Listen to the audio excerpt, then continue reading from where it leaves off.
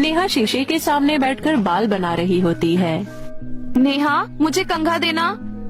नेहा सुमन की बातों को अनदेखा कर देती है और अपने बाल बनाती रहती है। नेहा, प्लीज कंघा दे दो ना। नेहा एक बार फिर सुमन को इग्नोर कर देती है, जिस पर सुमन नेहा के कंधे पर हाथ रखती है। नेहा जल्दी से सुमन का हाथ अपने कंधे पर से झटकते हुए कहती है, तेरी हिम्मत कैसे हुई मुझे छूने की? तुझे पापा ने कहा है ना मुझे हाथ मत लगाया कर, वरना मैं भी तेरी तरह सांवली हो जाऊंगी। अपनी बेटियों के चिल्लाने की आवाज सुनकर राकेश वहाँ पर आता है। नेहा राकेश को सारी बात बताती है, जिस पर राकेश सुमन पर चिल्लाते हुए कहता है, तुझे मैंने कितनी बार कहा है मेरी फूल जैसी बेटी से दूर रहा कर, वरना इसकी चांद जैसी खूबसूरती पर तेरे सांवलेपन का दाग लग जाएगा। ऐसा कहकर राकेश नेहा को थप्पड़ लगा देता है। नेहा आंखों में आंसू लिए वहाँ से चली जाती है। राकेश की 2 बेटियां थी, नेहा और सुमन। नेहा दिखने में बहुत ही सुंदर थी। उसका रंग गोरा चिट्टा, नयन नक्श सटीक, देखने में वो बहुत ही खूबसूरत लगती थी। वहीं दूसरी ओर सुमन इसके बिल्कुल विपरीत थी। उसका रंग बहुत ही सांवला था। राकेश और उसकी पत्नी गीता बहुत ही गोरे चिट्टे थे, इसलिए राकेश को अपनी बेटी सुमन बिल्कुल पसंद नहीं थी। उसे लगता था कि वो उनके परिवार से मेल ही नहीं खाती, इसलिए वो उससे बिल्कुल भी प्यार नहीं करता था और बात बात पर उसे डांटता और मारता भी था। आज फिर पापा ने नेहा की वजह से मुझे थप्पड़ मारा है। पापा मुझसे बिल्कुल भी प्यार नहीं करते। मेरे बच्चे रोते नहीं हैं, मैं तुझसे प्यार करती हूँ ना। नेहा बैठे बैठे टीवी देख रही होती है कि तभी उसे बिरयानी खाने का मन करता है और वो अपने पापा से कहती है, पापा मेरा बिरयानी खाने का मन हो रहा है, क्या बिरयानी ले आएंगे? मेरी नेहा कुछ कहे और मैं वो ना करूं, ऐसा हो सकता है क्या? तो रुक, मैं अभी लेकर आता हूं। सुमन वहाँ खड़ी मन ही मन सोचती है, अरे वाह, पापा तो बिरयानी लेने जा रहे हैं। आज मैं भी बिरयानी खाऊंगी, मेरा भी कितना मन था। इसके बाद जैसे ही राकेश घर लौटता है तो सुमन देखती है कि राकेश के हाथ में केवल एक ही बिरयानी का पैकेट है और वो उसे निकालकर नेहा को दे देता है, जिससे सुमन का मन दुखी हो जाता है। फिर भी वो अपने पापा के पास जाती है। पापा, मुझे भी बिरयानी खानी है। अपनी शक्ल देखी है, खुद तो सड़ी हुई भिंडी जैसी है और मैडम को बिरयानी खानी है। जा, रसोई में सूखी रोटी पड़ी होगी, वो जाकर खा। बेचारी सुमन रसोई में चली जाती है और सूखी रोटी खाने लगती है और यहाँ नेहा उसे चढ़ा चढ़ा कर उसके सामने बिरयानी खाती रहती है। उस घर में सुमन के साथ बहुत भेदभाव होता था। जहाँ नेहा को प्राइवेट स्कूल में भेजा जाता था, वहीं सुमन सरकारी स्कूल में जाती थी। राकेश हमेशा नेहा का हाथ पकड़कर उसे स्कूल छोड़कर आता था, जबकि सुमन नेहा और राकेश के पीछे पीछे चलती थी। ऐसे ही एक दिन जब वो दोनों को हाथ पकड़ा हुआ देखती है तो उसके अंदर अपने पिता का प्यार पाने की इच्छा जागती है और वो अपने पापा का हाथ पकड़ लेती है, जिस पर राकेश उसका हाथ झटकते हुए कहता है, अरे तुझे कितनी बार कहा है, मुझे या नेहा को हाथ मत लगाया कर। तुझे समझ नहीं आता क्या, सावली मनहूस कहीं की। ये सब सुमन के साथ अक्सर ही होता था। जब भी कोई सामान आता तो सबसे पहले नेहा को ही दिया जाता। कोई खाने का सामान आता तो वो भी नेहा को ही दिया जाता। कभी कभी गीता कुछ न कुछ बचा कुचा कर सुमन को दे ही दिया करती थी। गीता अपनी बेटियों में बिल्कुल भी अंतर नहीं करती थी, पर वो चाहकर भी ये बात राकेश के मन में नहीं डाल सकती थी।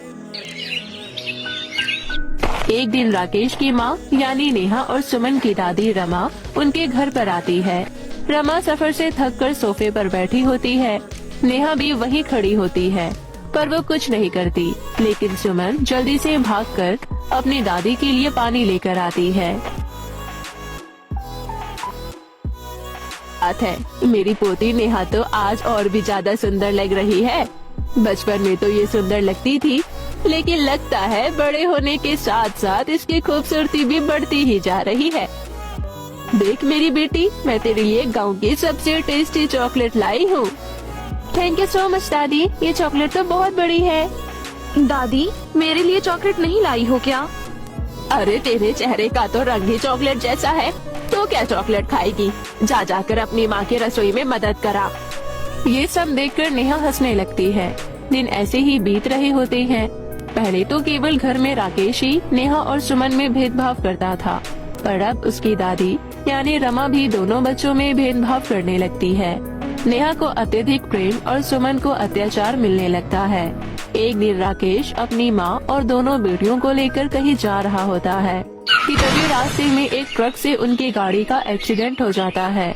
पिछली सीट पर होने के कारण सुमन और नेहा को तो कुछ नहीं होता, पर रमा और राकेश को काफी चोटें आती है। रमा और राकेश को देखकर तो नेहा अपना मुंह बना लेती है, पर सुमन दोनों के पास जाती है। नेहा जल्दी इधर आओ, हमें इन्हें अस्पताल पहुंचाना होगा। नहीं नहीं, मैं नहीं आऊंगी, वहाँ खून है, मुझे खून बिल्कुल भी नहीं पसंद, मैं नहीं आऊंगी। इसके बाद सुमन खुद ही कुछ लोगों को इकट्ठा करती है और फिर ऑटो रुकवाकर अपने पापा और दादी को अस्पताल पहुंचाती है। कुछ दिन अस्पताल में रहने के बाद वो लोग घर पर आ जाते हैं। डॉक्टर की सलाह के अनुसार उन्हें बेड रेस्ट की जरूरत थी, इसलिए वो लोग बेड रेस्ट करने लगते हैं। गीता अपनी दोनों बेटियों को अपने पति और सास की मदद के लिए उनके पास बिठाकर रसोई में चली जाती है, पर जहाँ सुमन उन दोनों का ख्याल रख रही होती है, वहीं नेहा अपने पापा के फोन में गेम खेल रही होती है। नेहा बेटा, मेरा सर बहुत दर्द कर रहा है, थोड़ी सर में मालिश कर दे। पापा अभी मैं लास्ट लेवल पर हूँ, मुझे मेरी गेम पूरी करने दीजिए, नहीं तो मैं आउट हो गई तो सीधा फर्स्ट लेवल पर पहुँच जाऊंगी। पापा आप चिंता मत कीजिए, मैं माँ से तेल गरम करवा कर लाती हूँ और आपके सर की मालिश कर देती हूँ, उससे आपका सर का दर्द चुटकियों में गायब हो जाएगा।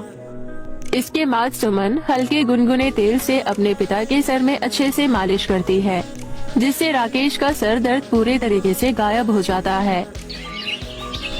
अगले दिन गीता रुई और पानी से भरे बर्तन को नेहा को देते हुए कहती है, बेटा नेहा, डॉक्टर ने इन दोनों के जख्मों को रोज साफ करने के लिए कहा है।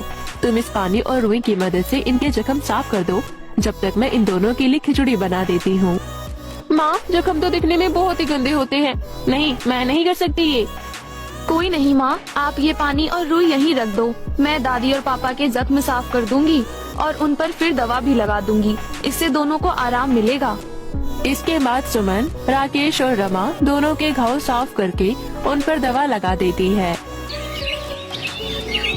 फिर अगले दिन नेहा राकेश के पास आती है और कहती है, पापा मुझे पैसे चाहिए, मुझे चॉकलेट खरीदनी है।